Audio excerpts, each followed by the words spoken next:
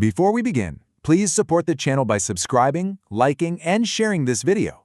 Constructive discussion is always welcome, and we invite you to share your views and insights in the comments. Market Analysis, June 3, 2026. This video presents a direct informational narration of the source document. Right out of the gate, we're seeing a highly volatile pattern today. Crude oil and U.S. bond yields are climbing, while the three major U.S. indices are sliding lower. Here is our roadmap for today's explainer. We'll start with macroeconomics and yields, then move through geopolitics and global rates, broad market technicals, tech earnings and sectors, big tech capital shifts, and finally, we'll wrap up with niche equities. Let's kick things off with Section 1, Macroeconomics and Yields. So, looking at the data, the U.S. labor market is showing incredible resilience.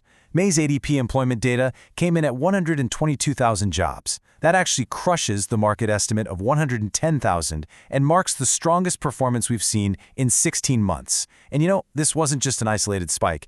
8 out of the 10 tracked sectors actually saw gains.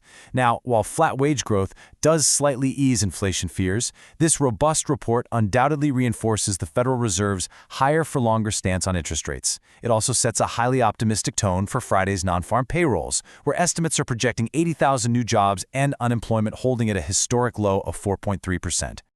And because of those robust employment figures, the 10-year U.S. Treasury yield is catching an updraft, once again approaching that absolutely critical 4.5% threshold. Moving right along to Section 2, Geopolitics and Global Rates. Let's see how domestic data collides with international pressures. We're looking at a highly complex geopolitical landscape right now, particularly over in the Middle East. The IDF has rejected the idea of a Lebanon ceasefire, staying prepared for potential conflict with Iran. Meanwhile, Trump recently noted in an interview that he is working on an Iran deal, claiming they've agreed not to possess nuclear weapons. However, the timeline suggests the U.S. naval blockade of Iran might persist until Labor Day, which is September 7th. That means disruptions in the Strait of Hormuz could literally last all summer long. This is completely reviving fears of an oil supply shock, which is pushing crude prices up. And these elevated oil prices, they're forcing a global ripple effect. They're driving European inflation, making a June ECB rate hike highly probable, and pushing the Bank of Japan to anticipate major inflation by fiscal year 2026. Yet, despite these hawkish tones globally, the U.S. Federal Reserve remains on an indefinite hold regarding rate cuts. Let's jump into Section 3, Broad Market Technical Analysis. Looking at the S&P 500, the index experienced a pretty volatile pullback after opening, closing below its 5-day moving average.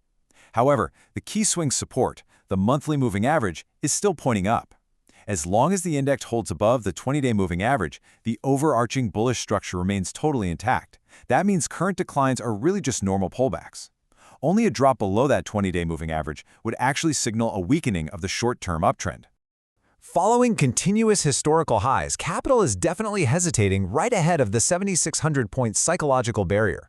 You see, this 7,600 level has accumulated massive call open interest from options traders.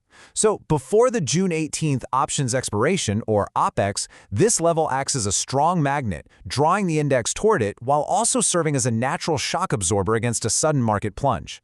These current minor pullbacks, they're likely just the market trading time for space, gathering momentum for another test of this resistance.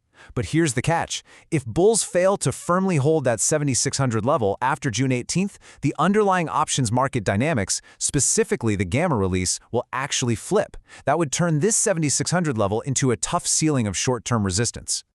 All right, moving to Section 4, Tech Earnings and Sectors. Let's break down some specific corporate results. Broadcom reporting incredibly strong Q2 numbers. Revenue hit $22.2 billion, which is up 48% year over year. Adjusted EPS was $2.44, and free cash flow reached a massive $10.26 billion. But despite beating the numbers, the stock actually fell in after-hours trading. So why did that happen? Well, it was primarily due to their Q3 guidance for custom ASIC chips coming in at $16 billion, which missed analyst estimates of $17.2 billion. Plus, management didn't announce any massive new custom chip orders from tech giants on their call. In a similar vein, software stock CrowdStrike beat both earnings and guidance but still saw its shares plunge. This really looks like classic profit-taking on a technical chart that had simply become severely overextended. Meanwhile, the space sector took a pretty massive hit. Stocks like Lunar and DXYZ dropped over 14%, while RKLB fell nearly 7%. This is being driven by a huge capital rotation.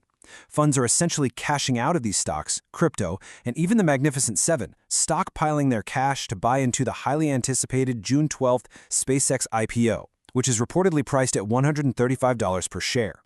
Simultaneously, quantum computing stocks cooled off by about 8 to 12% as rising bond yields prompted pullbacks in these smaller cap equities. Over in the cryptocurrency space, Bitcoin's decline dragged down related equities. Notably, Circle shares plunged over 10%.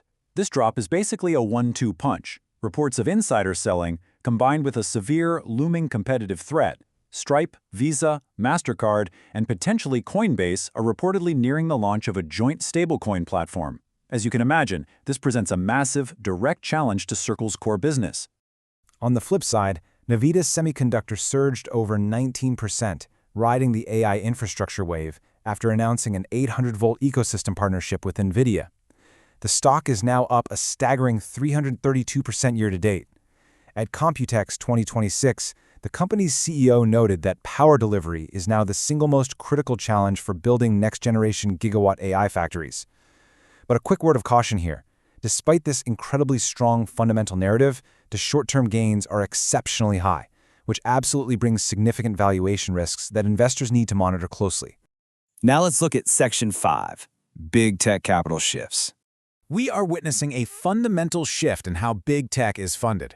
Recently, the market reacted quite negatively to Google's $80 billion equity financing, pulling the stock down from its historical highs. The reality here is that tech giants are aggressively transitioning from being traditional free cash flow cash cows to issuing massive amounts of equity and debt just to fund their huge AI infrastructure investments. There is growing investor concern that Microsoft, Meta, Amazon, and Oracle are going to be forced to follow suit.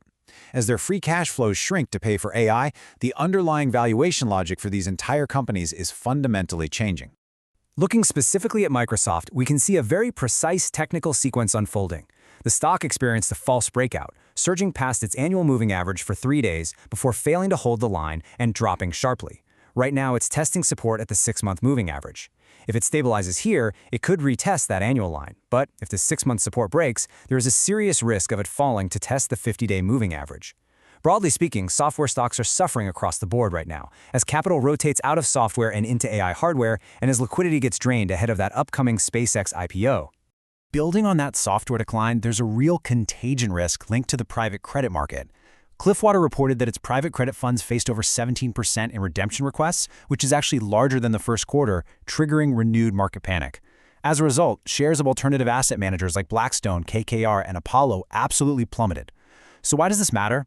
Well, because the software industry makes up roughly 20% of private credit fund portfolios. So massive declines in software transmit risk directly to private credit, creating this nasty negative feedback loop. Analysts are suggesting this alternative asset market may not fully recover until around Labor Day. Finally, let's wrap up with Section 6, Niche Equities. In the rare earth sector, USASR finalized an agreement with the U.S. Commerce Department to secure $277 million in federal funding. However, the stock exhibited some classic sell-the-news behavior.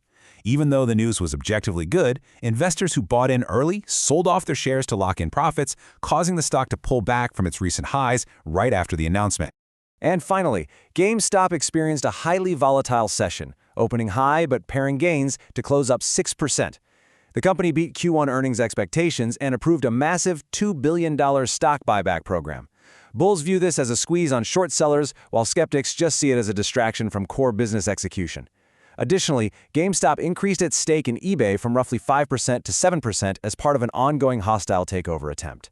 Notably, they're continuing this push even after eBay rejected a $56 billion offer. Currently, prediction markets like Polymarket are pricing the probability of this takeover succeeding at a mere 16%. And this brings us to a final, absolutely critical question for the market. The stability of both the software and alternative asset markets right now hinges on one pivotal uncertainty. Will these private credit redemption requests peak and stabilize by Labor Day? Or are we witnessing the very beginning of a much broader, systemic market contagion? It's a structural risk that could completely redefine the second half of the year. Keep a close eye on the data. Thanks for joining us for this explainer, and we'll see you next time.